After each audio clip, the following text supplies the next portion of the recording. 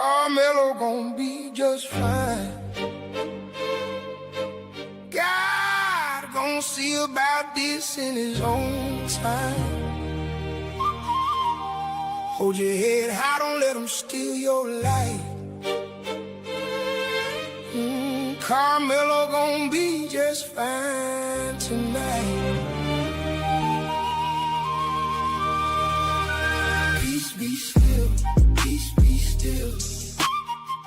That's just how we feel. Peace be still, peace be still. Keep your faith for real. Storm clouds hanging, people talking every day. Everybody got opinions, got something to say. But we praying for the truth, wherever it may lead. Praying for the family and everybody's needs. Know we tapped in, we watching every move. Trying to stay together while the world keeps choosing sides to prove. Somebody hurting, somebody crying, and that's the truth. So we asking God for wisdom while we're searching for the proof. Carmelo gon' be just fine. God gon' see about this in his own time. Hold your head high, don't let him steal your life. Carmelo gon' be just fine tonight. Peace be still, peace be still. That's just how we feel. Peace be still, peace be still. Keep your faith for real. Stay strong, little bro, don't give up the fight. The Most High still working in the dark and in the light. Family standing with you, love standing too. Keep your faith in the storm till you make it through. When the pressure gets heavy and the nights get long, remember every trial ain't where you belong. Keep your eyes on them all, keep your heart on God. One step at a time, keep moving through it all. We ain't giving up, we ain't backing down. Love gonna lift us when we're feeling on the ground. Hands to the heavens, prayers in the sky. Trusting in the truth as the days go by. Carmelo gon' be just fine. God gon' see about this in his own time. Family coming, faith coming to the strength of the Most High. Gonna carry you. Peace be still, peace be still. That's just how we feel. Peace be still, peace be still. Keep your faith for real. Carmelo, stay strong. Keep holding on.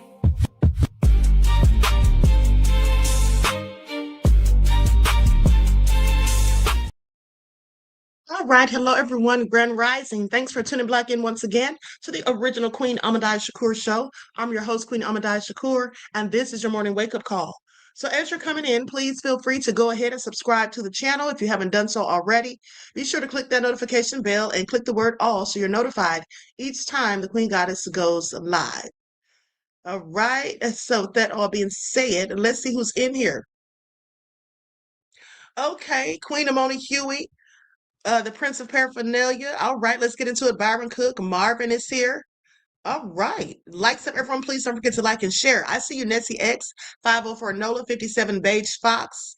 Okay, let's get into it. Love Christy, Miss Nisi, Millicent. All right.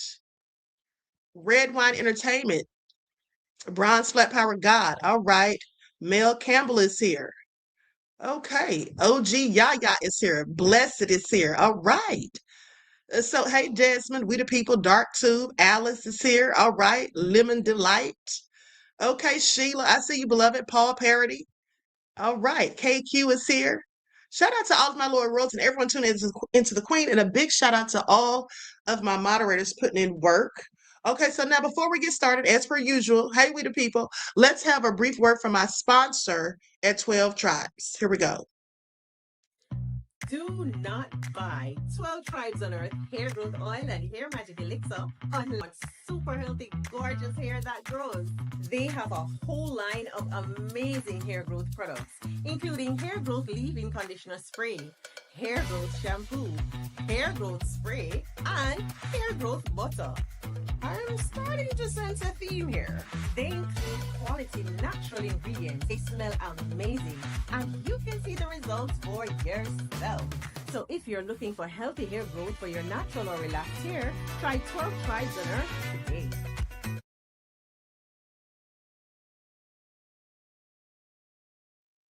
Okay, so don't forget you can purchase 12 Tribes hair oil at Etsy.com. Just look for Lisa Crafts. And you can also find her products at Walmart.com. And don't forget that she sells beard oil as well. And there is a sale coming up for the 4th of July. So make sure you stock up on your products and take advantage of the sale.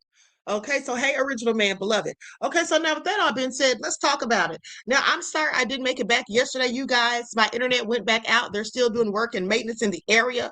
Hopefully, we don't have any issues today. Please keep your fingers crossed, okay? I do plan to come back. Okay, so now with that all being said, so there is a guy who has, been to prison before and in the Texas system, and he has given some insight into what Carmelo is likely going through as he was processed into the prison and all of that. So we're gonna talk about that later. But I was thinking how how we looked at the old information, like the old interviews that Hunter gave, and then we were able to see the inconsistencies and also to figure out why they didn't want him testifying. So I figured we'd do the same thing today. We'll take a look back on some of the things that were reported in the beginning. Okay, because that's how you can find some of the lies. But also, I was listening to someone who went to the school in 2025. Okay, it was actually Tiffany Billions, the lady that Dwayne Morris was speaking about. Okay, Morris Dwayne Turner. I'm sorry, Morris Dwayne Turner, when he was on the show, the lady that he was saying that had infiltrated. Now, she went to the school supposedly and saw the video. And this is a video from 2025 that I'm going to play from her momentarily. But I find it interesting because everything that she said that she saw sounds just like what many people are saying that they saw currently from the video footage that was released. The only difference is that video has been chopped and screwed and it's very blurry. But they all say that they saw the original video, which was in fact very clear. Okay, so we're going to get into that. But before we do, I want to go to a video that this young lady did. And, it was very interesting that she noticed this because, we notice these things all the time, I'm sure. But this young lady who is Caucasian, she notices how they refer to Austin as a child, but refer to Cyrus Carmack Belton, who's younger than him, as a young man. Now, you all may remember, I've mentioned this to you all before, how they try to make our children as adults, even when they're not, from the age of 10 on up. But then they will say that their people are, oh, they're just boys being boys, and they'll be full grown men. Moderators, watch out for the trolls. Now, with that all being said, if you remember the swimmer who went over to Brazil, I think I mentioned this to you all recently. The Let me get rid of the troll. Bye, Patrick. Have a good day. Okay, or at least the one you deserve. Have it on your ancestors' behalf. Now, with that being said, if you remember the 32-year-old guy who went over to, who doesn't look like me, by the way, went over to Brazil to compete and then stayed out partying and didn't make it to practice the next morning or got there late or whatever, and he lied, okay, and said that he had been robbed the night before. Okay, and then they found out that he lied, and when they were reporting it on Fox News, they were basically saying, "Oh, he's just a kid. Oh, that's just boys being boys." He was 32 years old. Okay, he was 32 years old, but to them, Tamir Rice was a young man. Okay, so let's get into that. Likes up, everyone, please like and share. And then I'm going to play this video of this older man who talks about an incident that happened to him when he was younger, okay, with a fake friend. Okay, so let's get into it. Likes up, everyone, please like and share. Thank you in advance. I'm going to share my screen.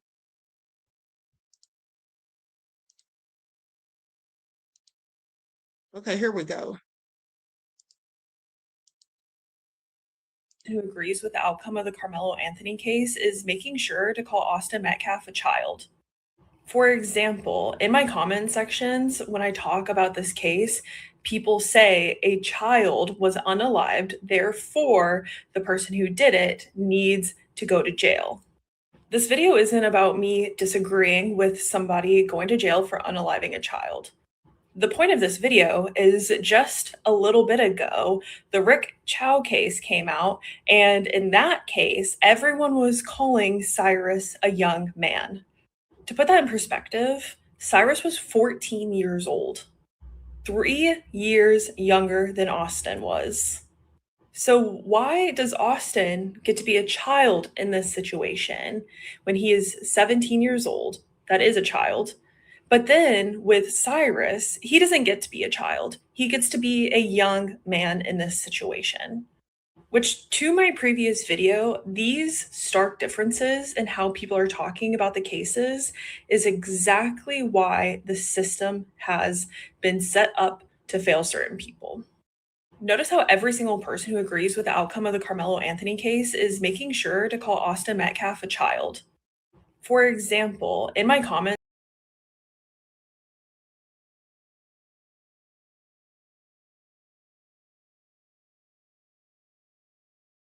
Now, I want you all to pay attention because that is all very true. That is exactly what they do. Okay? Hold on, beloveds. Now, why do you all think that is? Why do you all think that is? Let's talk about it. It's called adultification bias.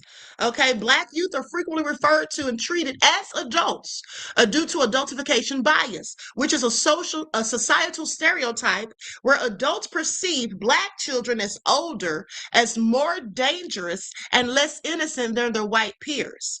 Now, mind you, Ted Bundy was a whole serial killer by the time he was about 15. Okay, please pay attention. They say that there was a teenage girl in his neighborhood that turned up dead and missing, and they're pretty sure that he did it, though they didn't ever really charge him with it. Okay, Jeffrey Dahmer was a whole killer. Okay, murdering and killing animals before he started doing the same to people. Let's not forget about these mass shooters. Okay. And specifically the one that said she doesn't like Mondays, and that's why she got up on a Monday and shot up an elementary school. All right. Injuring numerous children and murdering a few people at the age of 14. She was Caucasian, but did they call her a grown woman? Okay, that's what they didn't do. So it's just very interesting that they do these things. And let's not forget the 10-year-old little boy who was arrested because he was sitting outside in his mother's car and he had to use the restroom and got outside to take a leak, and the police locked him up in handcuffs and took him to jail at the age of 10. Now, can you imagine the police putting a little white child in handcuffs at the age of 10 and carting them off to jail simply because they had to take a leak as they waited in the car? Okay? I absolutely couldn't imagine that, and neither could anyone else. Okay, because that's not how they do. They only do that to our children. But with that all being said, it goes on to say that Black children are viewed as older, more dangerous, and less innocent than their white peers. This bias deprives Black youth of the grace, leniency, and protection traditionally afforded to children. Now, this is very important in this case because here's the thing. When they're talking about Austin, they leave him at the age of 17, but they talk about Carmelo as though he were an adult when this entire thing happened. But in fact, they were both 17 years old. They were both children, minors in the eyes of the law, but one of them is viewed as having been an adult. Okay, and this is why they talk about Carmelo like he had all of the brain capacity. Okay, like he just knew exactly what he was doing and all of that, demonizing him and speaking about him as though he were some wild animal, okay, just out looking for trouble. And the question is always going to remain, how in the hell was he out looking for trouble when trouble came to him? How are you somewhere trying to start something and bring a weapon to do so when trouble comes to you? And must I again remind everyone that he did not bring a knife to that track meet.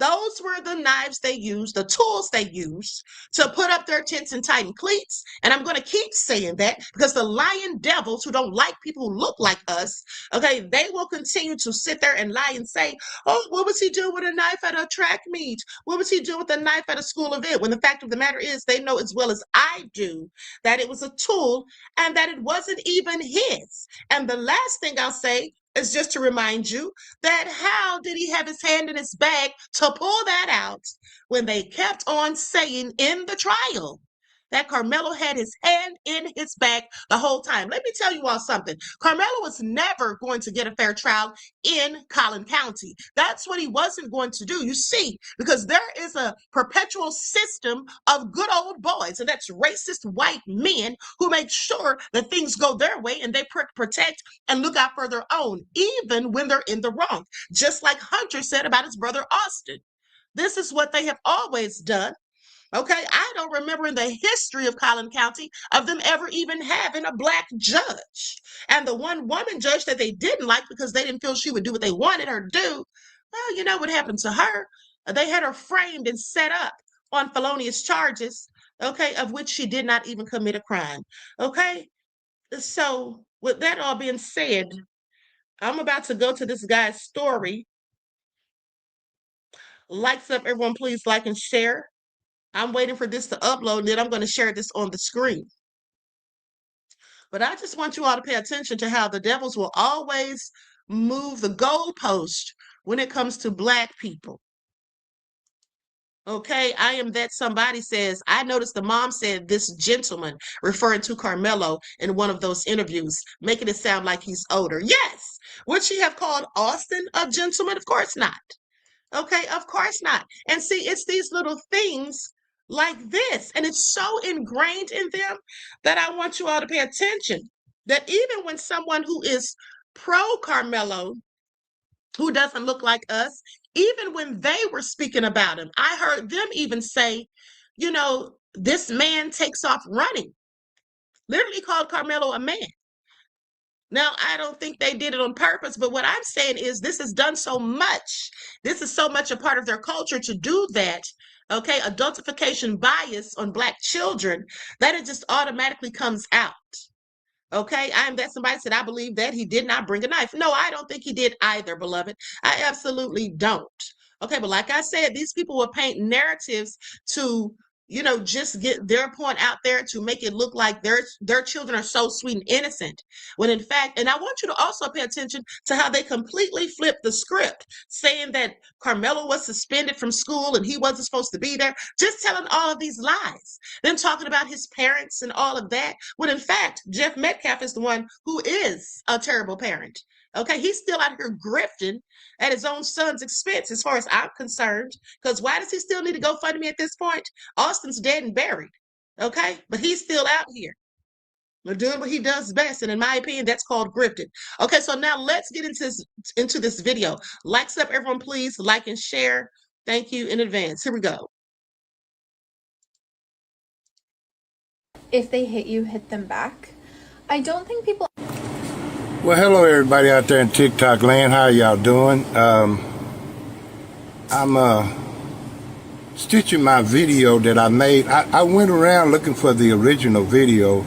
Unfortunately, this lady, Taylor, the therapist, who she says she's a school therapist for grade school students. And man, I watched people stitch her video, and man, they made some of the most. And they used the Carmelo Anthony case with justifying hitting someone back. But I wanted to hear the whole original video, and I posted it, and I'm stitching it now. Because I'm going to give a story time and my opinion on what she was saying, because people took what this woman said totally out of context.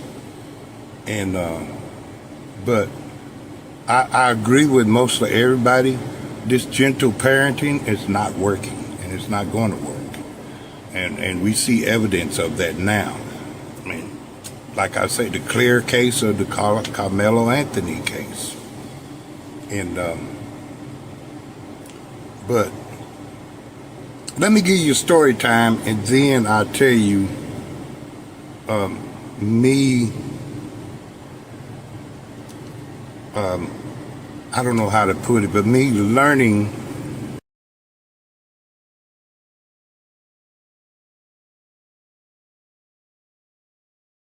I'm sorry, I forgot I was muted. Moderators, I want you all to really pay attention for these trolls. And if anybody comes in here, and sometimes the trolls will pretend that they're not trolling, but they'll still say little slick stuff, just like Hello Moto just did. That's why I banned them. Listen, if you're not for Carmelo, you don't need to be in my chat.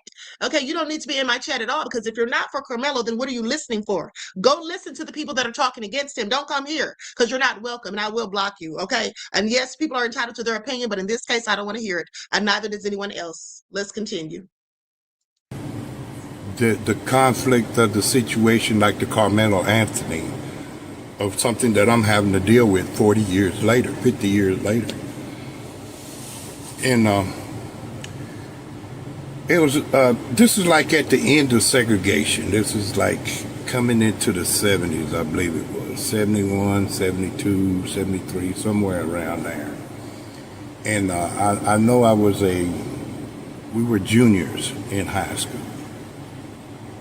Yeah, we were juniors in high school because we just got out of junior high. That's the way it was at school was set up back then. You went from grade school to sixth grade, and then you went from seventh grade to ninth grade, then you went from ninth grade to graduation in 12th grade. But anyhow, me and this guy,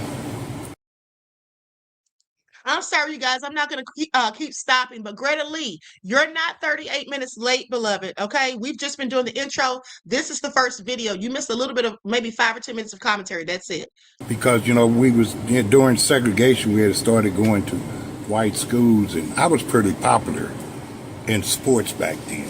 Now, most of this stuff I'm telling you, I wasn't aware of it when I was younger. I was just trying to be a kid and participate, and just be a kid, try to participate in this system that us black people had to live aside with Caucasian people, white people. But anyhow, me and his friend, he was white, and we were friends. We was like die hard in school. Well, he picked me to be his friend, because like I said, back then after 12, I was like, we was like 13, 14, 15 years old. Back then, I already knew that what was intended for me in life was nothing that was intended for white folks in life. I knew I lived that separate path in life, but I knew when we were segregated and went to school, we had to learn how to live together. And like I said, me and my brothers were popular in sports. I was the one who got my brothers into sports. That's another story. But anyhow, the teacher had signed us, and we were friends for almost 2.5 years. And we was in a math class. I would never forget this. And this is kind of similar to the Carmelo Anthony story. And we were supposed to take these math problems home for the weekend and come back to school on Monday and go over our math problems, how we worked on them. But the deal was the teacher wanted us to go and do one half of this. It was a sheet, I think it had like 13, 18 problems on it. And I was supposed to go to his house and do one half of the math problems, and then the next day or whatever, he's supposed to come to my house and do the other half of the math problems. So the teacher knew we were black and white. So I was sitting around, expecting, and, we had to cell, we didn't have no cell, we had a phone on the wall. We had each other's number, and he never called. And when I called and told him what my name was, and they said, well, he's busy right now, and he'll call you back. He never called me back. So I didn't know what was going on. I said, wow, man, we supposed to get this done, and I was worried. I was worried something was happening to him, because this guy's supposed to be my friend. We practically did everything together in school. Even that sports game, man, he was like my number one cheerleader, man, cheer me on in the sports and say, hey, my friend, man, and all it was, wanted to have a black friend so people wouldn't look at him being racist. What I later found out after what happened. But anyhow, he came to school and he was angry and told me, man, he came up in my face and he was screaming and hollering, "You're not no friend, you're the enemy, man. You just want to come in my house and steal and rape my little sister," you know, and he started calling me the N-word. And I said, whoa, man, what's going on, man? What happened? No, when I learned and found out who you people really are, you're not no friend, man. You're just the enemy. And then he attacked me. I pushed him off of me and said, look, man, I don't know what you're talking about, man. Who told you this stuff and everything? And he said, yeah, my dad sit me down and got me straight, and I'm glad he did. He said his dad sit him down and got him straight. That's what I later found out also. His dad, but anyhow, he attacked me again, and he swung and hit me right here in my temple. It was just a reflex. I didn't realize I was practicing sports. Well, you know, you learn to attack and how to be attacked. You know, tackle and how to be a tackle. You know, so that way you wouldn't harm yourself or harm the other person. But then at the same time, I was studying martial arts, and it was called self-defense. A lot of people take martial art totally out of context. And I was practicing these moves and doing the exercise because I was fascinated with Bruce Lee and martial art at that time. Bruce Lee was big.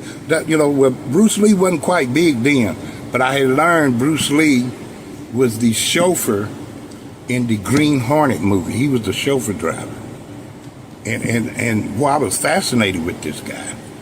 And I started studying martial art. I wanted to study mine. I had a book that I studied, which was one of Bruce Lee's sensei, the guy that taught him. But anyhow, I hit that guy and crushed his whole face. And I didn't realize. I was just trying to hit him and get him off of me. And he laid in a hospital in a coma for almost a month. They didn't know if he was going to live or die. And the police was involved. His dad, a lynch party, came by my house twice. A lynch party. This is in the early 70s. Came by my house twice, just like they did Emmett Till. But the sheriff in that town intervened and stopped that. Anyhow, I had to go before a grand jury and answer some questions. And they figured out that they called it just self-defense when they found out the dad had played his part in instigating this thing, you know. And I still feel bad about what happened, because the guy, we had a great friendship going on. But because of racism, it's being taught, and people don't, it's being taught, and it's still being taught today, you know. And but that's when I learned there was consequences for putting your hands on someone. And I understand what this young lady trying to say, you know, but we need to learn what real self-defense is. And this is my motto. I'm going to teach my children not to pass the first punch, but to be able to defend themselves when they feel threatened. And I feel that's what happened to Carmelo Anthony in his case. But he fortunately unalived the kid. And the laws in this country, you have to face consequences of the law. But I don't think he deserved 35 years. And they're finding out, you know, that, you know, the judge did an interview and he said he was sending a message. So, you know, by him saying that, I feel like that case automatically need a retrial. But yeah, learn self-defense. And stop this violence and hate.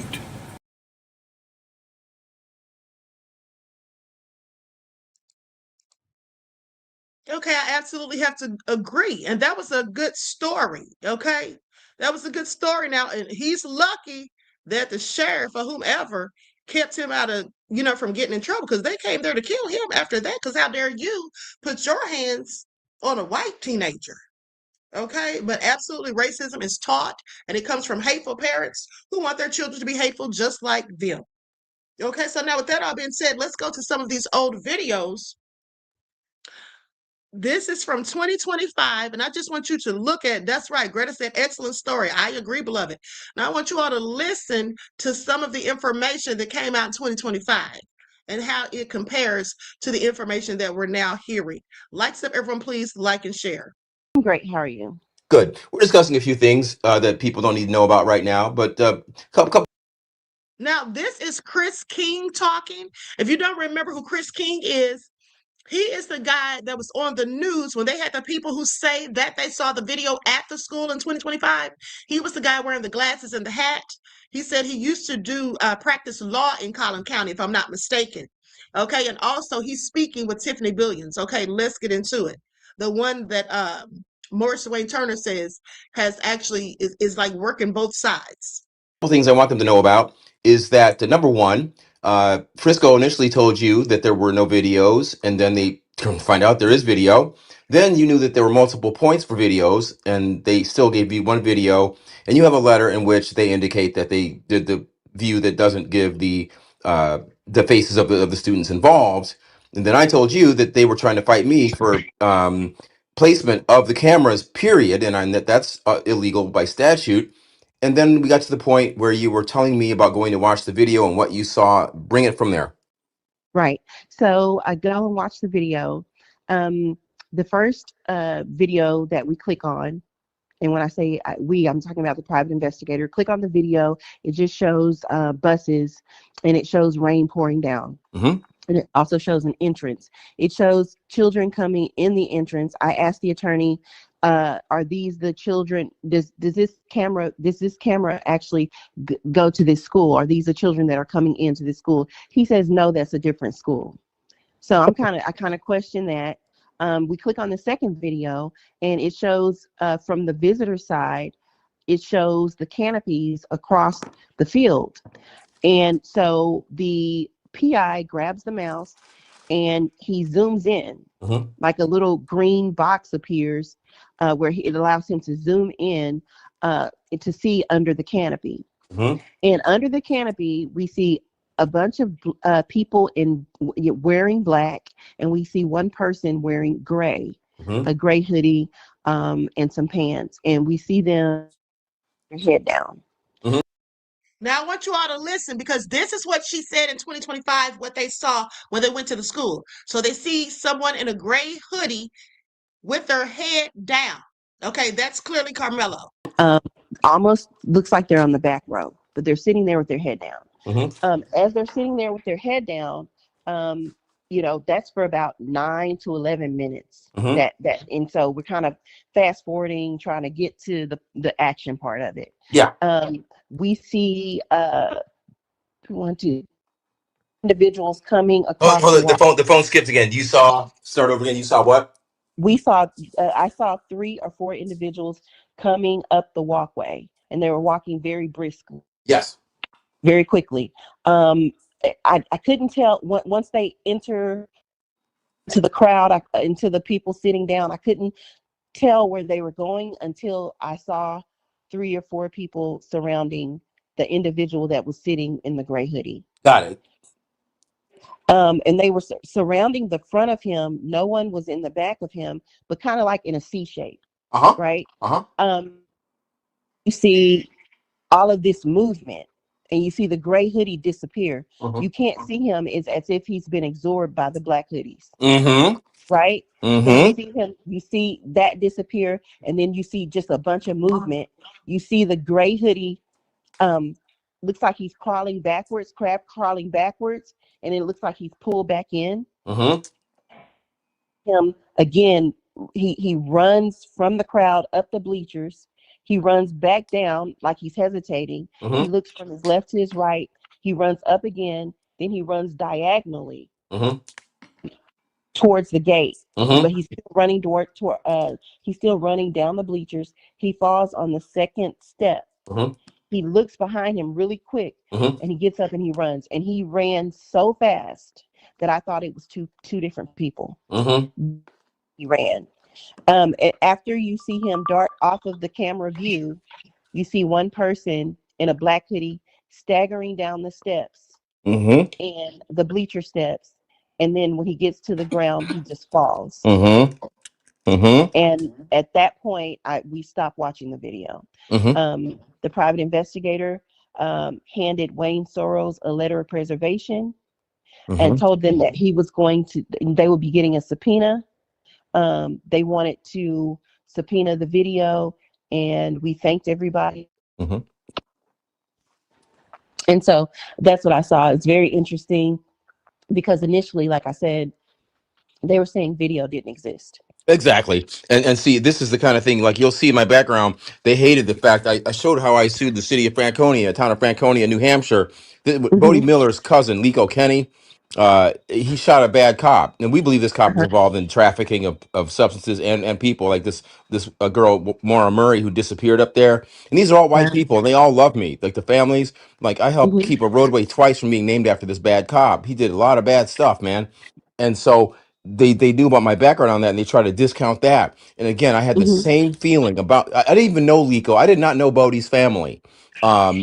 The Olympic skier, that guy. Yes, I Yeah, know who you're talking about. yeah, exactly. So I used to ski up there at Cannon Mountain, and I didn't know him. I was like, yeah, I just knew he was a bad motherfucker, but I didn't know him. And so Right. then the friends of the family reached out to me in my blogs. I started blogging about the case. And I'm like, look, I'm a former law enforcement attorney. I've sued cops, I've rep cops in private practice, and I'm like, this Mm-hmm. case seems odd to me. Like, I don't believe the kid did what they said that he did. And if he did Right. do it, there's something going on behind it. And sure enough, there was. And anyway, ended up working with some of the, former AG up in New Hampshire, former, a DA up there in private Uh-huh. practice, and we did a wrongful death lawsuit against the town. This jerk judge up there, threw it out. Of course he did. But that's the level I'm running at. I'm running with top guns, and they hate Right. it.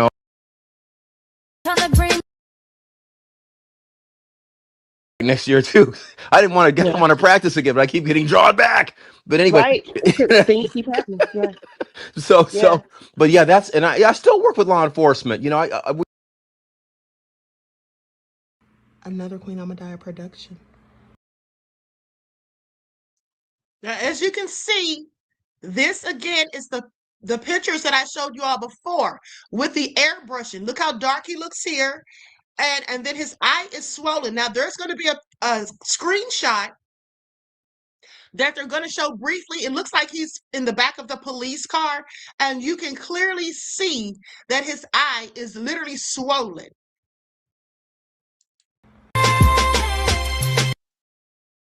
Right there. Look at Melo's swollen eye. I mean, you can see it's even looks kind of purple. That's why they airbrushed the photos. Haze on the corner, they talking real loud, spreading no light, trying to bring me down. So, did they say he was wearing gloves? Hold on, let me go back. I just noticed that. Hold on. Queen Ahmadiyyah production. Haze on the corner, they talking real loud. He does. He has on gloves. Why is Austin wearing gloves? What did Carson throw in the trash? Why so many lies? And no light trying to bring me down. Enemies lurking, but I won't back away. Got a vision. Melo was not pushed. Look at his eye. It's obvious he was punched in his eye. You see that? You can even see the bruising and the swelling. Okay, nothing but lies. These people are demonic. In my mind, I'm here to stay. Put my crew beside me, we rise like a tide. When the storm gets rough. Plan in an attempt to have activist Tiffany Billions gagged as it pertains to her speaking out and about Carmelo Anthony's case. It's being alleged that Tiffany just might not be gagged. In a moment, I'm going to play this audio. And now, I thought this was kind of suspicious because she's saying that people are trying to get Tiffany Billions gagged, and then you'll hear this woman speaking that says that she wasn't gagged, and she'll give her thoughts as to why she wasn't. Okay, please pay attention. in this audio, you will be able to hear someone who helped gather evidence to submit to the DA and the judge in order to have Tiffany gagged, make some statements about what has come about with the attempts to have her gagged. Individuals wanted Tiffany gagged because they felt like she violated Judge Roach's gag order that he issued back in July. Their position was that she was not acting as an activist, but acting as an agent because they alleged that she was working on behalf of the Anthony family. You can do with this information and this audio what you want. But I think that it's important for me to share this because individuals were very vocal about having her gagged, but you hadn't really heard too much about the follow-up in regards to the gag. Take a listen. She was served with the lawsuit from Sarah Field. She was not served with the gag order. And the DA has not said outright, but implied that she will not be. Because if she is, and this is my conjecture, this is not what he said, so I want to be very clear, I'm not quoting the DA.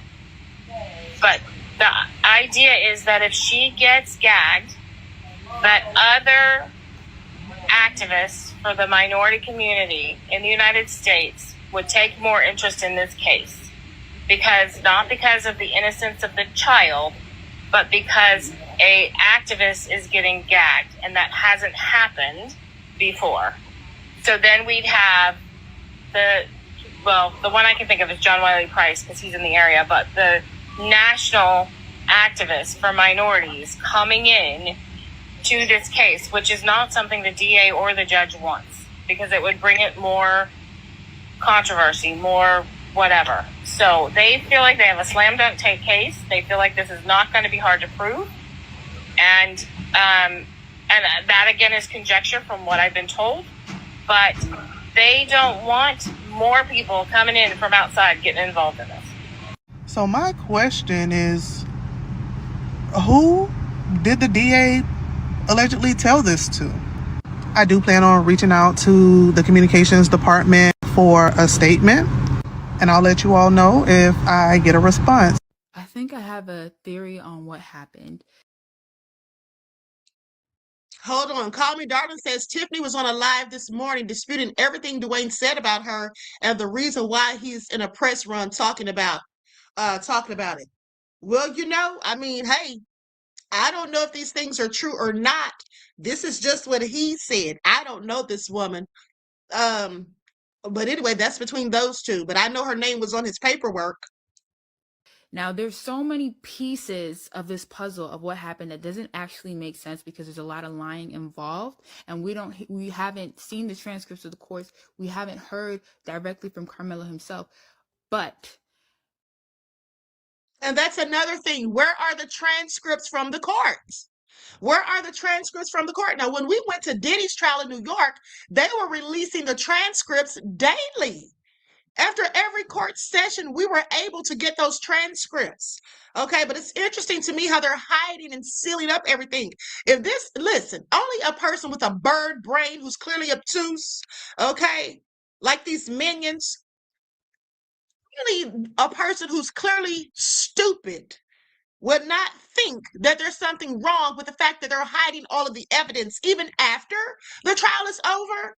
What's the problem with everyone seeing it now? Why can't we see the video? Why can't we get the transcripts? Like, it makes no sense. Why is all of the evidence sealed?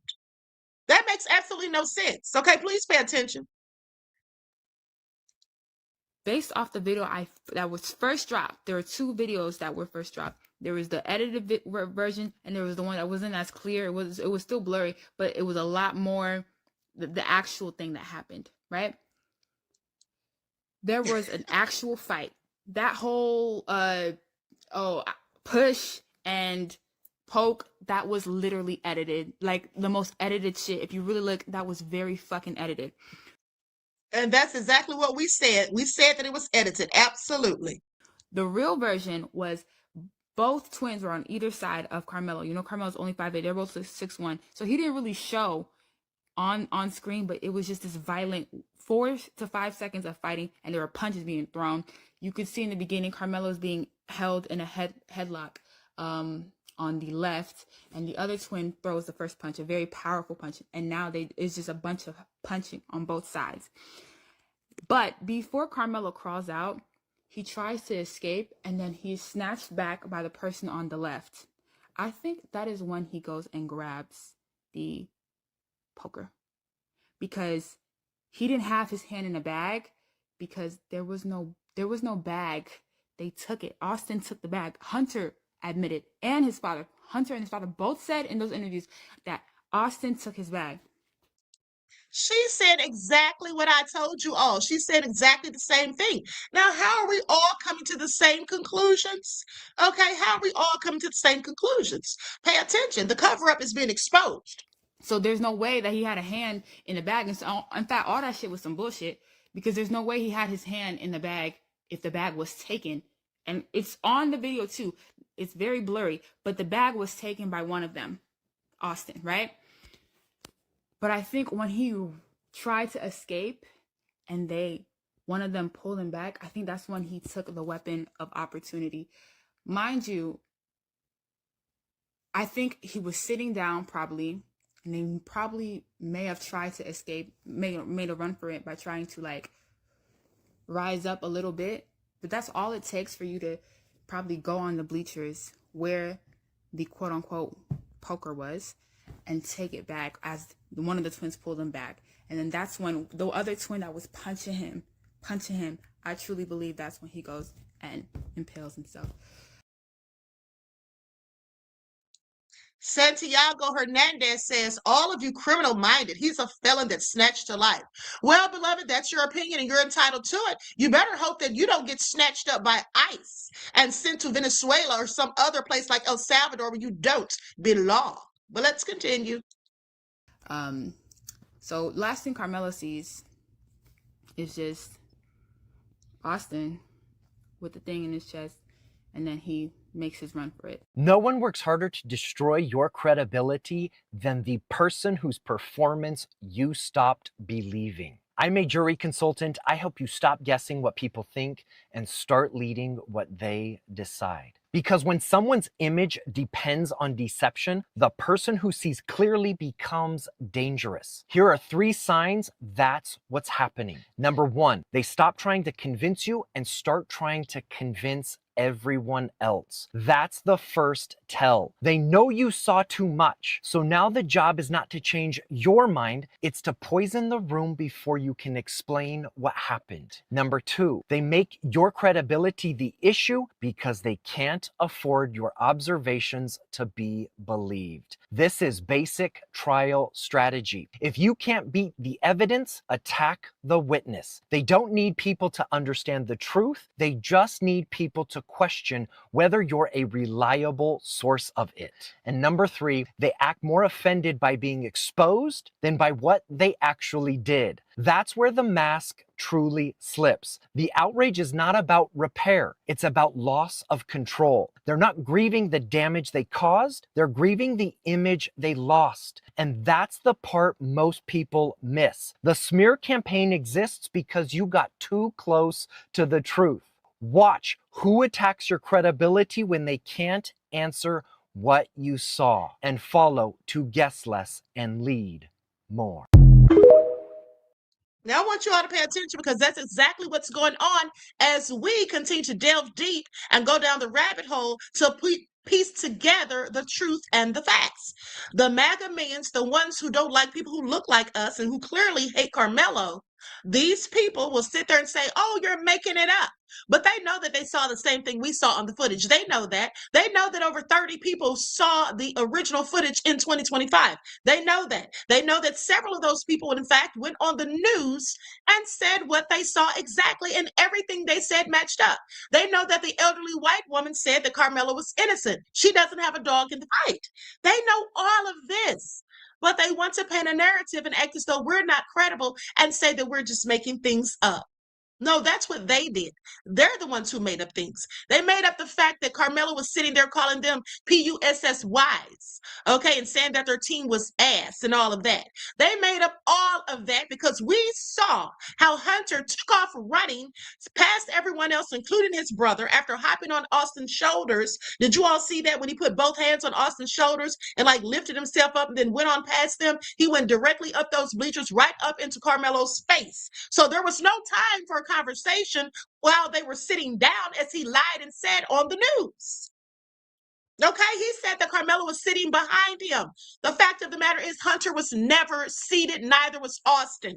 The other fact of the matter is his mother, Megan Metcalf, is a liar who lies. She was on that live the other night, which I played for you, and she lied and said that Carmelo got there after her sons got there. No, he didn't. He was already there seated with his head down, looking at his phone and talking to Eddie. They came after the fact when Eddie either called or texted them. I'm pretty sure he texted them because Melo was sitting right there. Okay, they also know that Eddie told a myriad of lies on the stand. Now, if they don't know these things, it's only because they don't want to know, because they haven't done any research or bothered to try to find the truth. Because, in fact, devils don't care about the truth. That's why they're devils. Let's continue. Hey, for the ones out there that's talking about Lil Carmelo gonna be somebody bitch when he get to prison, man, what the fuck y'all on? Y'all gotta be tripping, man. Y'all think the blacks ain't riding with Lil Homie? Lil Homie gonna be straight in there. I don't give a fuck where he go. They can sit in the Arkansas prison right now and the blacks gonna ride with him. Because everybody been watching this shit as high profile and we know the bullshit behind it. So if nobody else is safe in the penitentiary, he is. And I'm gonna tell you like this, and I'm gonna keep it real. I know y'all don't wanna hear this, but white boys ain't no motherfucking pressure in the penitentiary, man. Not in the South, they ain't. Now, I don't know what they doing in Canada and Montana and South Dakota and all that bullshit. Maybe even LA, I know everything's segregated. But in the South, I did 6 years in that motherfucker. And there ain't never been no pressure. Now, I ain't gonna lie, like some of them don't get down for their crown and a move some. But when you talking about blacks against rights on a race war type shit, man, it's over with. They don't want them type of problem. They don't want them type of problem. Yeah, they sure don't. Now, I want you to take a look at all of these judges from Collin County, former and current. Okay? Former and current, not one that looks like me at all.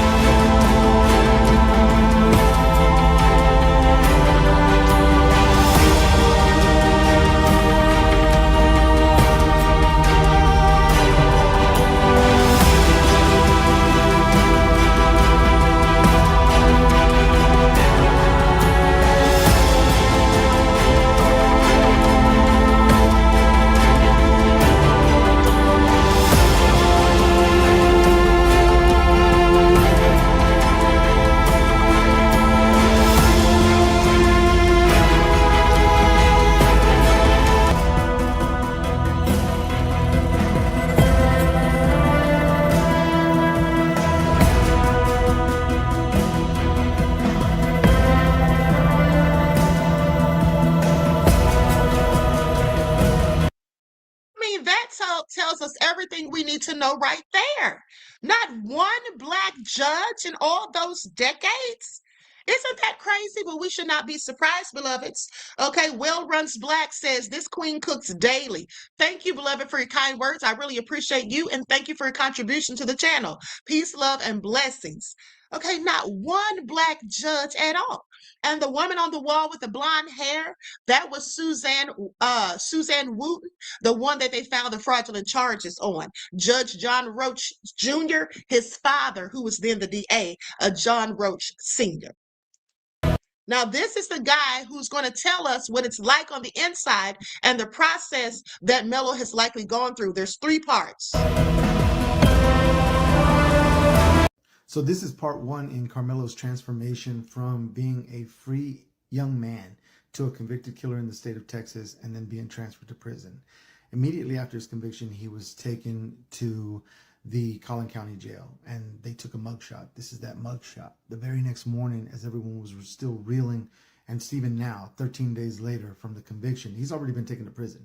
The very next morning, he had handcuffs placed on his wrists. All right. That set of cuffs was affixed to a leather belt around his waist. The buckle is in the back. The guards strap it shut.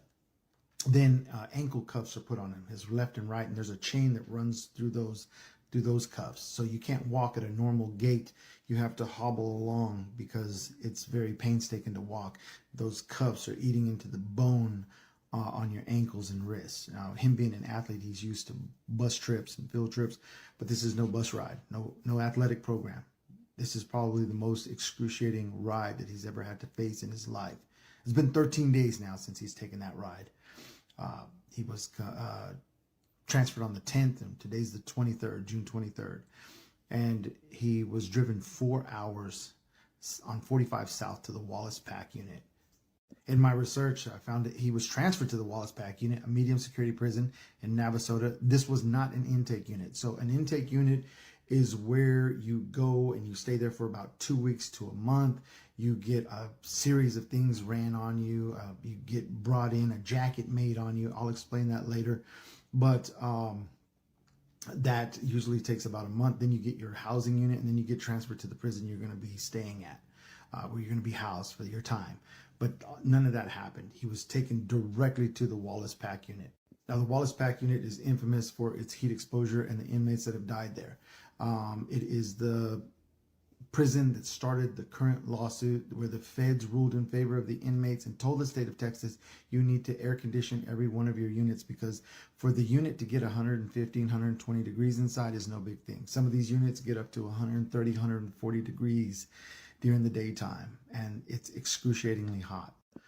Once he arrived at the Wallace Pack unit, that transport vehicle entered the gates, he was unloaded and shuffled inside. And then the journey began inside the unit. I'll break that down at a later date, but I'm going to tell you one thing just from personal experience. God works in mysterious ways, and his thinking isn't our thinking. So more than likely, the Lord has already put people in place to watch over Carmelo, unbeknownst to any of us. So this is part 2 of Carmelo Anthony's transition from a free young man to an inmate within the Texas prison system. So the last where we left off, he was taken into the unit, and there at the unit, the cuffs were taken off of him. Collin County gave his paperwork over to the prison system. They left. He's there.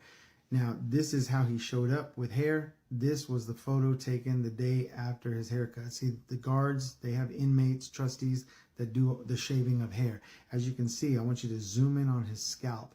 It's close. It's all the way. You can see the white. You can see the white. They scraped it, because that's how they do in prison. They scrape every bit of hair off you. After that, he was deloused. They spray a chemical agent on you, like a lye substance, to kill bacteria. And they give you a little bar of blue bleach soap, and you have to scrub your body down, take a quick shower. Then they give you a jumper, a white uniform, pants, and a white top. It has an elastic band. They give you some black boots made out of pig hide. And then the process continues. You go to see the nurse. You go to see the doctor. They ask you if you have any illnesses, if you're taking any medicines, if you have any health issues. They give you a full physical. Then they take blood from you. Probably in the next day, they might take blood. Maybe that very day. They add that blood to the Texas database for future crimes or past crimes. And then that's pretty much it for the day. They take you to chow, feed you dinner, and then give you a bedroll, a blanket, a wool nasty ass blanket, and some boxers, and a towel, bath towel, and another little blue bar of bleach soap. At this point, your breath is stinking. It's hot because they don't give you toothpaste. They give you a brush that you put on the tip of your finger, right? You put it on your finger and you scrub like this. And the paste, or the pasta, the Mexicans call it pasta, but the paste, the toothpaste, is just a powdered bleach. That's what it is. So when you put it on the little finger scrubby and you start doing this, and it starts making your gums bleed. It's that rough. It's a coarse bleach powder for your teeth. It's very nasty. It's like baking soda and lye mixed together. It's very nasty. And it doesn't clean or freshen your breath or anything. So it leaves your gums red, swollen. Your lips are burning. and then you use this over the next few days, over the next month, until you can make store. And then in the next couple days, you're going to go see classification, where they take pictures of your body, any tattoos. They get a bio. They ask you questions: who are your grandparents, your aunts, your uncles, your cousins, where do they live, what grade you completed. Since he graduated high school, he won't have to go to any GED classes, so that's in his favor. But other educational courses other than that, Texas doesn't provide. They stripped it years ago. Texas Department of Prisons stripped all furthering of education, so you can't apply to do college coursework online or through the mail. They want prisoners not to rehabilitate. They don't want prisoners to better themselves. They want prisoners to turn around and go right back. That's why the recidivism rate is so high in the state of Texas. But that's things that you'll do in classification. He hasn't made store yet. Maybe they let him call his parents and let his parents know where he was at. And then they probably tell him the next time you'll talk to them is whenever you make store, maybe in a month or so. And then in a month, once Huntsville takes care of his ID and gets his prison number and his picture, and he gets his ID issued to him and get him into the system, then he can make store and purchase some food, some toothpaste, some deodorant. But up until this point, there's no deodorant, there's no toothpaste, there's no nothing. As you can see, I want to point out the look when he was convicted hours later at Collin County Jail. He looks in shock. Now his eyes are wide open. This is a young man who's like a sponge, and he's seeing and learning everything right now. Over the next couple years, because a lot of people in the state of Texas and throughout the United States and his supporters, they don't realize how slow the Texas appeals court is. The appellate court, they move slower than molasses. So it may take him a year, 3 years, 5 years to make a decision on whether he gets a new trial. And whenever he does, I believe he will get a new trial. But whenever he does get a new trial, Lord willing, he gets a new trial, then you're going to see him go to court. You're going to see a different young man. You're going to see boys to men. That's what comes to mind. You're going to see a young boy that has now matured into a man. You're going to see the way he carries himself, the look in his eye. He's going to have that 1,000-yard stare because he's around nothing but shower sharks right now. It is what it is. All right. When in prison, you deal with thieves, criminals, murderers, dope dealers, dope fiends, liars.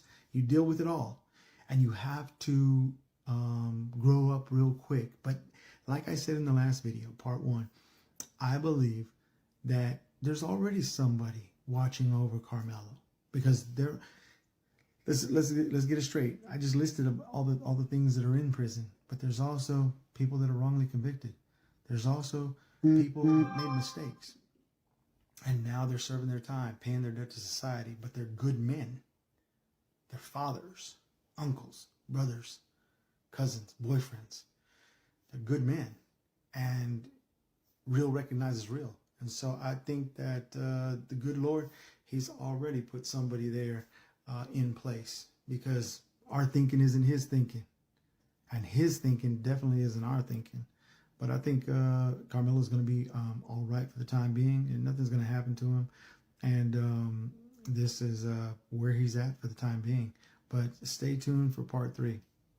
Part 3 of Carmelo's transition from being free to now an incarcerated inmate in the Texas prison system. Being transferred to prison the very next morning after his conviction is unheard of in the state of Texas. I've spoken to many people and that have served time in Texas prison. They say this is crazy. Nobody's ever caught chain that fast. So strings were definitely pulled. But he's been in prison now for 20 days. 20 days. Today marks the 20th day. And this was made for his family, the Anthony family, his grandmother, his mother, his siblings, his loved ones, so they can get an idea of what he's going through, because you won't know everything that he's going through because he can't talk about it over the phone.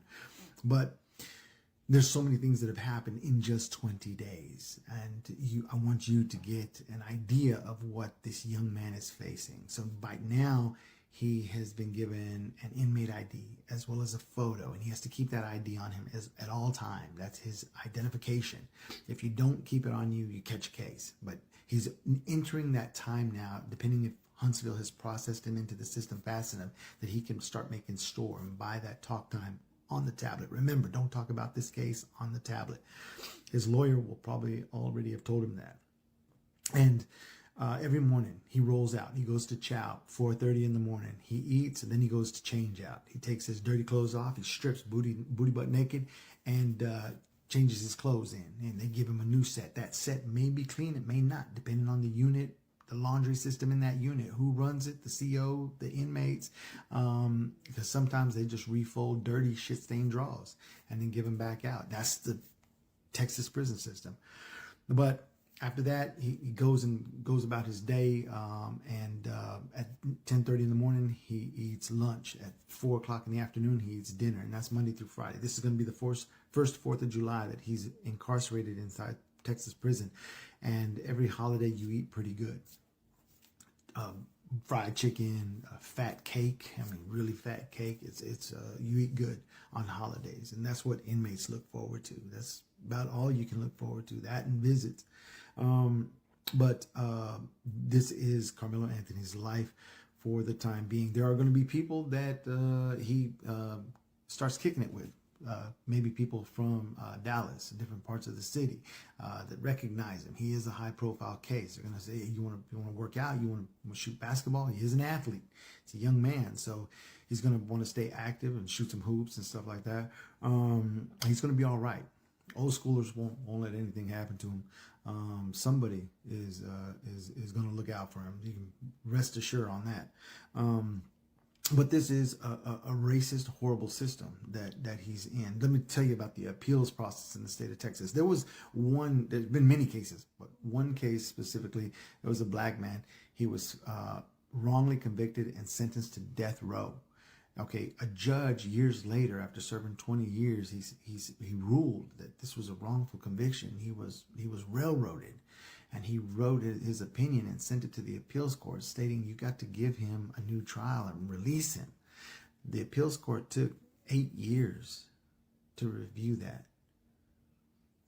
They move slower than molasses. Carmelo is going to have to serve some time. We can just hope that it's not too much time. But as supporters, we have to stay faithful, stay strong, and stay tuned, because the world keeps revolving. And Carmelo, he's still aging. He's getting older. But now he's a sponge. He's seeing this side of the world that he never thought could exist. He's seeing a incarcerated world that nobody really understands or has an idea of what transpires behind bars.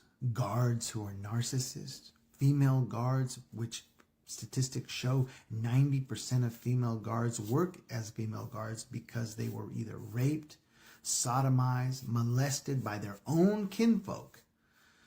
And that's why they do what they do, to have power over men. But there are other individuals who work in situations like that in the prison system, who do it as a job. And you find favor among these good guards. This is a whole nother world. And once the family realizes that Carmelo is in a whole nother world, completely different than what this free world is, then you'll be better off. And the best thing you can do is keep him in your prayers. All right, amen to that. So, I appreciate his insight. Now, I'm sure that isn't the experience for everyone, because there are different prisons and different situations and all of that. But at the end of the day, I do believe that much of what he said is absolutely how it is. Okay, now, with that all being said, I'm going to conclude this broadcast after I play a clip from Willie D, and shout out to Willie D. He had an attorney on his live who spoke on Carmelo's case. So I'm just going to play a tidbit from that, and then I'm going to conclude the broadcast, and I will be back.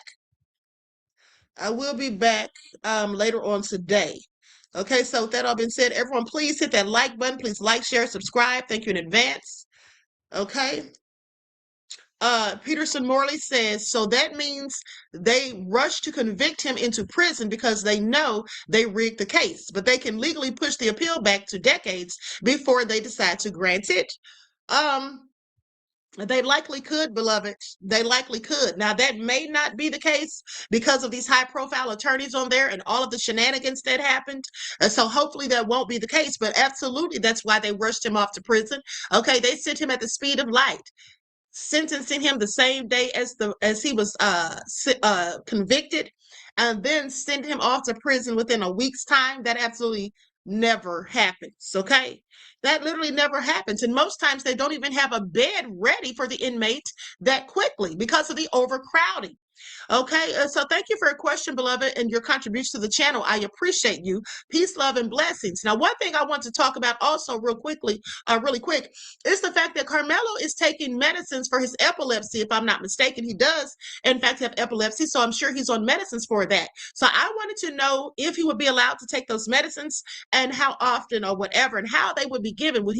I figured they wouldn't allow him to keep them for himself, but probably have someone disperse them to him. So they say inmates can continue receiving treatment for pre-existing illnesses. However, they generally cannot keep their personal pill bottles. Instead, an on-site prison doctor must evaluate and reauthorize the medication, which is then dispensed by medical staff only at a daily pill window. Now, when processing pre-existing illnesses and prescriptions, the system generally operates as follows. Evaluation. So upon arrival, inmates undergo a medical screening where they disclose pre-existing conditions and past prescriptions. Next, they have the doctor's discretion. Okay, the facility's medical staff must verify the prescription. They are not legally obligated to continue a specific outside prescription if their doctors determine an alternative treatment is better suited for the prison environment. Okay, so specifically, if you have one medication and they may offer a generic version of it or whatever, I guess that's what they're talking about.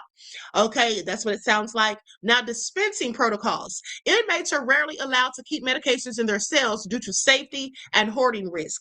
They must report to the clinic to take their doses while staff observes. Okay, because policies and intake procedures can vary, checking with the facility directly is recommended. Okay, so that all being said, let's go to this video. Likes up, everyone, please like and share. Okay.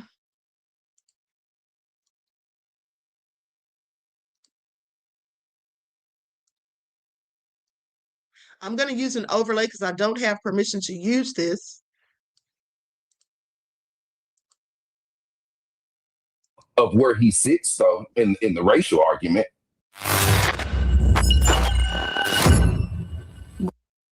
Have been the lead counsel on this case. What would you have done differently than either side? I wasn't there, right? So I didn't see the trial, but I'm sure that I've heard everything that y'all heard and seen everything that y'all have seen, okay?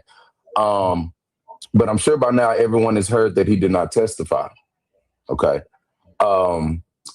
It can't be too many reasons for that. It's either because they weren't prepared for him to testify, which falls on his attorney, or they thought that there was some bad evidence, that was going to get presented if he testified. So I'm saying all that to say is I would have had Mr. Anthony ready to testify. Mm-hmm. I would have had, because it seems that, in going through the police report, there's many things that needed to be further explained. The fact how he says, I think it's on page 2, man. He says, I'm not alleged, I did it. He put his hands on me. I was protecting myself. You got to understand, in a place like Collin County, there's a cultural disconnect. Okay. He's a black man. He's a black boy. Our culture is different from theirs. They don't really understand how we talk, how we walk. You see what I'm saying? And I don't know how white folks took that. Touch me and see what happens.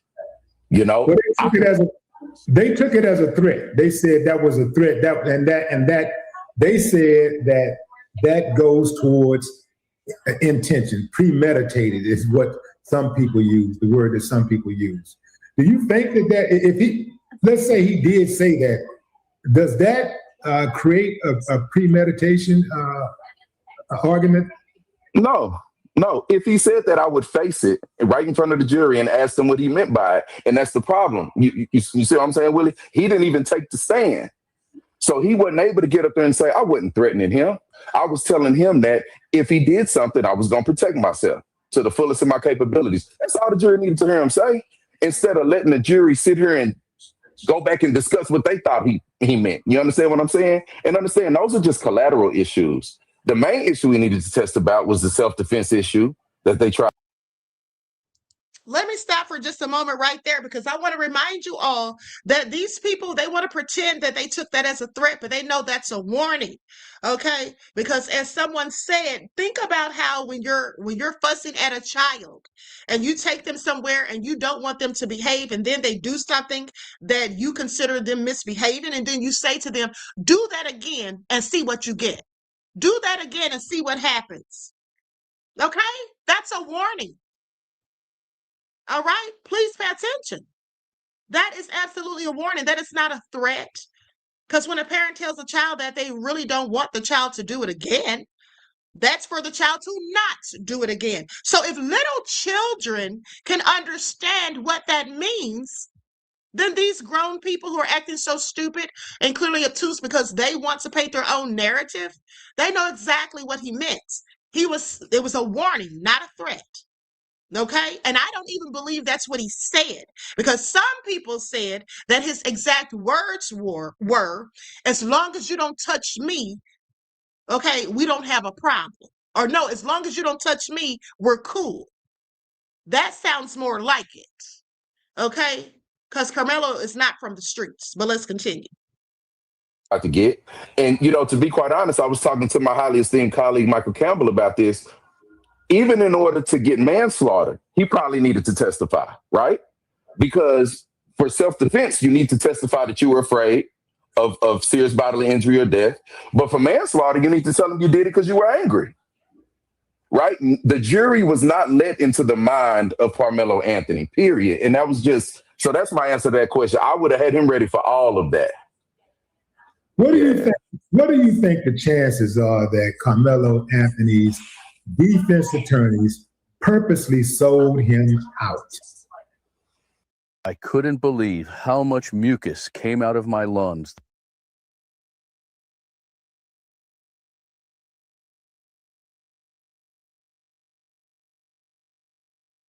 Look, man, I usually don't get in other attorneys' business. I say that a lot because it's true. But in looking at what happened, I don't know if he did it on purpose. I don't know if he did it on accident, but it's the same result. Either you one of the good old boys, right, which is bad, or you just so incompetent that you didn't know how to prepare yourself, correctly for this trial, and that's bad. So I don't know if he did it on purpose. All I know is I see the result, and I heard what occurred. And back to your last question too. Even Willie, you can't say hit me and see what happens, and I punch you in the face, and I'm right for that. That's assault. You see what I'm saying? So I just want to take it back because people got it wrong. That's a collateral issue. That don't matter if he said, touch me and I'll do something. It don't matter because I can't be on the street, right? Downtown Dallas or downtown Houston, and somebody say something to me and I just punch him in the face. I'm still going to jail for assault. And that's exactly what I told you guys from day one. They're so desperately trying to act as though Austin and Hunter were not the aggressors, as if they didn't initially start this whole thing, this whole confrontation. Okay, when Hunter clearly said that they had an altercation, and he said we, so we know they were both involved, and we saw the footage of Hunter going up there first. Okay, but they were so busy trying to make it look as though Carmelo just came there looking for trouble. How can you look for trouble when trouble comes to you? Okay. And if someone says, touch me and find out, then you should have common sense not to touch them. And if you do, like he said, you just committed a crime. That's an assault, especially if you punch them in the face. I'm still the aggressor. You see what I'm saying? So verbal provocation is not adequate provocation. I just wanted to, go back on that. Just in case folks was confused. Another thing is this, man. I hear the police saying all the time, don't move, I'll shoot. Come on now. They move and they shoot and they claim self-defense. show me your hands. Don't dig in your pockets. Don't do it. I'm gonna shoot you. I'll blow you up. I've heard him say, I'll blow your motherfucking head off if you do that. You do that. Pow. That's what happened. Is it Sandra Massey? How do you say it? Sonia Massey. That's exactly what happened to her. Yep. And next thing you know, they say in the magic words, I was in imminent fear. Who says imminent fear? That's coach. The regular person don't talk like that. Somebody that's coached. Right. Exactly. Exactly. Yeah, Andrew, what do you think it was the single most powerful bit of evidence on both sides? I think the fact that on the state, let's start with the state side. I think the fact that they were allowed for 21, I think it was 21 witnesses to get up there and all of them to, render an opinion on an ultimate issue. I heard that the last question for all, because I do this. So I heard that the last question for all 21 witnesses was, do you think this was self-defense? Well, I'm hoping Mike Howard objected because they shouldn't be saying if it's self-defense in front of the jury, because that is a question that causes for them to make a legal conclusion, and they're not lawyers. So if he objected, that's something that they could take up on appeal. If not, the state might have snuck that one by, but Isn't that what I also told you all? And absolutely no. He did not appeal that. He did not object to that. I told you all, that's what I told you all, that he should not have been asking those children that. They cannot come to that conclusion. They're not expert witnesses. They don't have a good knowledge of the law. And also that was prejudicial because now they're literally putting it in the jurors' heads, thinking for the jurors or feeding that to them. After hearing it over and over and over, things become stuck in your subconscious. So with that all being said, they were clearly prejudicing the jurors, okay, making them think, yeah, it definitely was murder. There's no way it was self-defense when they're not even authorized, okay? They don't even have the authority or the experience or the wherewithal to deem either of the two, okay? Please pay attention. To sneak something by somebody 21 times, again, that either speaks to his incompetence or his involvement. I don't know. I ain't saying which one it is. It was definitely his involvement, in my opinion, because you're not the best lawyer in Dallas since 2016 to 2026, and you don't have sense enough to make objections when need be. Okay, please pay attention. You see what I'm saying? Go ahead. I think it's both. I think it could be both. The reason why I say it's both is because, number one, it was just for him not to present that, for him not to object, but only like a one or two times during the entire trial, for him to think he could get away with that. That shows the incompetence. Like I don't care how smart you think you are. You got to be short bus window licking slow to think that you're going to be able to present that case in front of the world and that people ain't going to see what happened and call that out. And that's why I believe, that's one of the reasons why I do believe that Carmelo Anthony was able to assemble such a great appellate team of lawyers. Because those lawyers looked at that and was like, nah, man, that ain't right. These lawyers got reputations, just like everybody else. And they got integrity like everybody else. So they like, man, they're not going to just go put their career on the line for somebody who don't think that they can adequately defend. I think that the reason why those lawyers got on board is because they see this case and they see how unfair it was. And I'll just go straight. I call it strike a strike and a ball a ball. I think what those lawyers did was absolutely criminal. And they should be investigated. Also, those 21 witnesses need to be investigated because I'm sure that some of them perjured themselves. The Eddie guy, are you familiar with him? The guy that said he didn't know him, is that him? Yeah, the guy who was identified as Carmelo's friend, but Carmelo's girlfriend's cousin in some type of loose relationship as a cousin, right? This guy is the one who called Carmelo over to the tent and told him, invited him to sit down. And then when it went down, he allegedly recorded it. And when the trial happens, he gets on the stand and say, Carmelo wasn't invited. He don't even know who Carmelo was. And they got pictures of him with Carmelo. And he said he didn't even know who Carmelo was. This guy is very sketchy to me. This guy needs to be investigated. This Eddie guy is a primary example of how important it is to pick your friends carefully.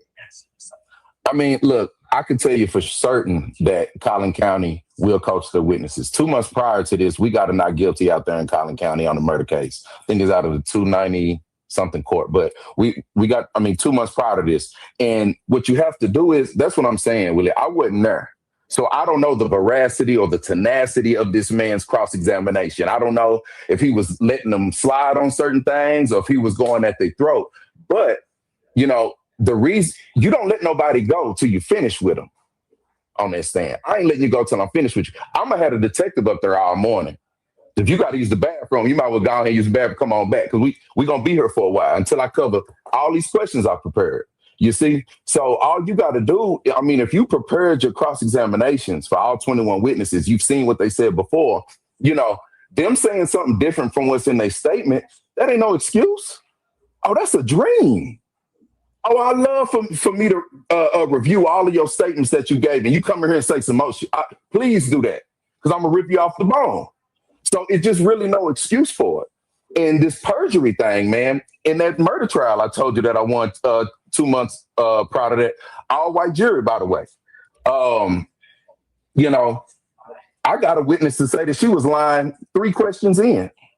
Now, what was the complexion of the participant? of the defendant or the witness? The defendant and the victim. Black. Both of them were black. Okay. Both of them were black. So, the prosecutor stands up and says, Judge, I'm sorry, I told her if she tells the truth, she'll be fine. And I'm looking like, well, nigga, she ain't tell the truth. She just told the jury she lied. But my point to you is, perjury is when you're charged for lying under oath, right? Mr. Willie D. Who's going to charge him? You see what I'm saying? You think the DA about to charge their own witness with perjury after saying what they told? That's the issue with perjury. Perjury is a fallacy. Perjury is for whoever they say it's for. But if you the DA's star witness and you go say what the DA told you to say in this front little room, you see what I'm saying? He's not going to charge you with perjury. Only way he's going to charge you with perjury is if you go off the island, if you go off the reservation and say something different that hurts his case. But he's not finna, So that's a dream, all that perjury talk. You got to know how to control your witness. You got to know what's in your evidence, and you got to prep your cross. Your cross might go left. It's going to be a fork in the road every 5 minutes with your cross, but you're supposed to be prepared for that. So, like I say, it's just I can't think of of an excuse, man. Do you think that Jeff Metcalf, Austin's father, is helping his, I would say his reputation, his public reputation, by going on these interviews and speaking? Is he helping or hurting his public opinion about him? Is Jeff Metcalf hurting Jeff Metcalf? Is he hurting himself, and is he hurting the case going forward? Because this ain't over.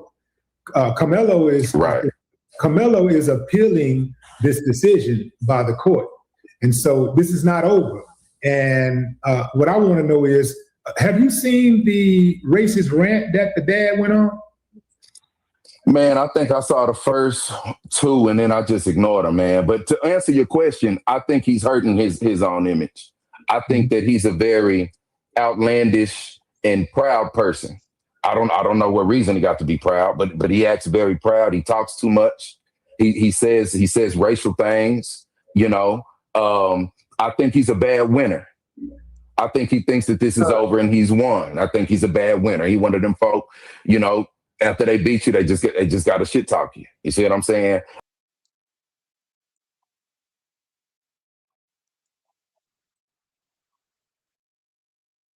Okay. Now I want you all to pay attention because with that all being said, I agree with what the attorney, absolutely everything he was saying. And I'm pretty sure he's likely a very good attorney. Okay, so here's the thing though.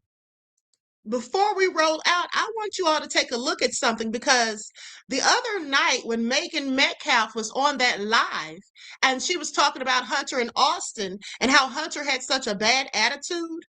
Okay, basically, she talked about how Hunter had, he could be disrespectful even to girls. Okay, she pretty much made him sound like he was a hothead and that Austin wasn't the same. And that's why I absolutely further believe that Hunter instigated the whole thing. And like he said, his brother would always defend him, right or wrong. But something else that she said that I thought was very interesting. You see, remember the press conference they held right after Carmelo's verdict and his verdict and sentencing? You all remember the look on Hunter's face? And there were people on TikTok asking, why was he looking like that? And I also believe that in that live that she was on TikTok, that someone asked her about it, and that's why she brought it up.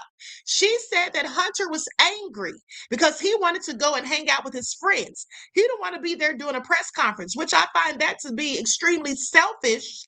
This is after your brother, the person who took your brother's life, okay, was sentenced, and you don't want to go to the press conference in your brother's own memory. I just thought that was very interesting. But when she said that he was angry, you can literally see the anger and the rage in his face. So let's go to that because I want you all to look at how angry, and he looked like he was so full of rage. I have no doubt in my mind that this young devil is the one who started the whole thing. Okay, please pay attention. Or shall I say this grown man? Okay, because he's a grown man at this point. Asked our community to ignore all the noise and instead look at the look on his face.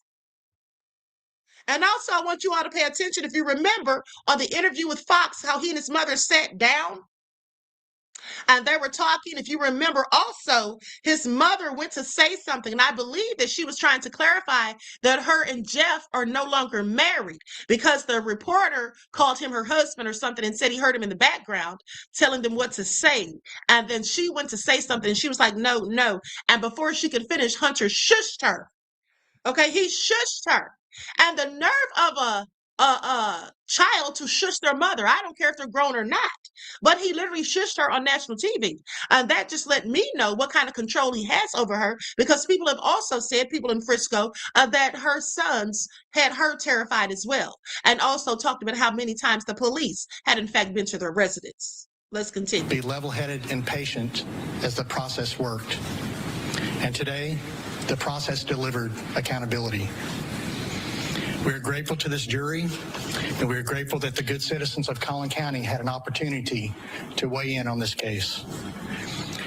I'm proud of the exceptional work of Bill Werski and our team of prosecutors, DA investigators. Now, I'm going to fast forward just so you all can see that he had that same look on his face the entire time.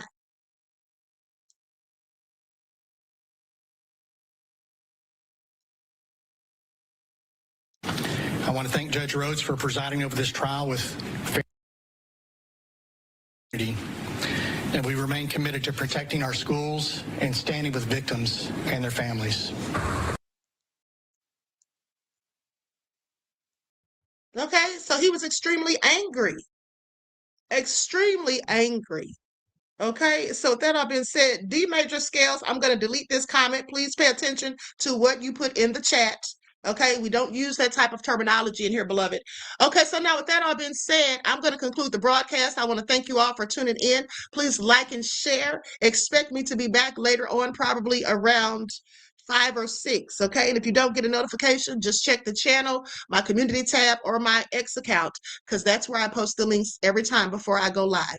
With that being said, I love you all to life. Each one teach one. That's how we grow and thrive. Do something productive, constructive, but never destructive. And always remember, beloveds, to keep the Most High first in your lives. Until next time, peace.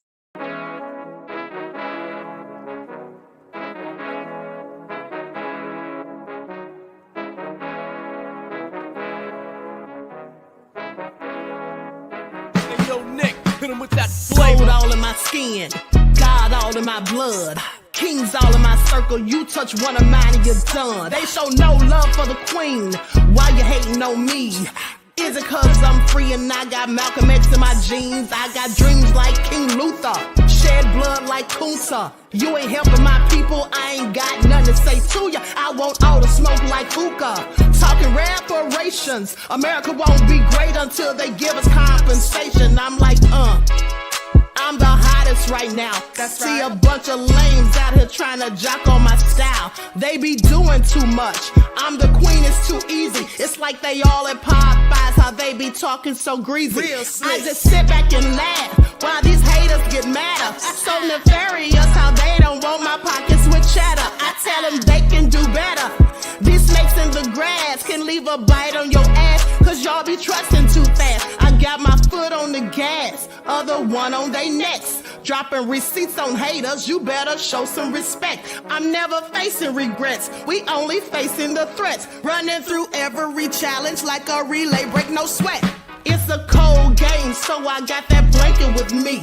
Now that my people awaken, ain't no going to sleep. I do not play by my piece, this time I'm playing for keeps. You talking slick, but when I see you like them ends, we gon' meet. And I got gold all in my skin, God all in my blood. Kings all in my circle, you touch one of mine and you done. They show no love for the queen, why they hating on me? Is it cause I'm free and I got Malcolm X in my jeans and I got gold all in my skin, God all in my blood. Kings all in my circle, you touch one of mine and you done. They show no love for the queen, why they hating on me? Is it cause I'm free and I got Malcolm X in my jeans and I got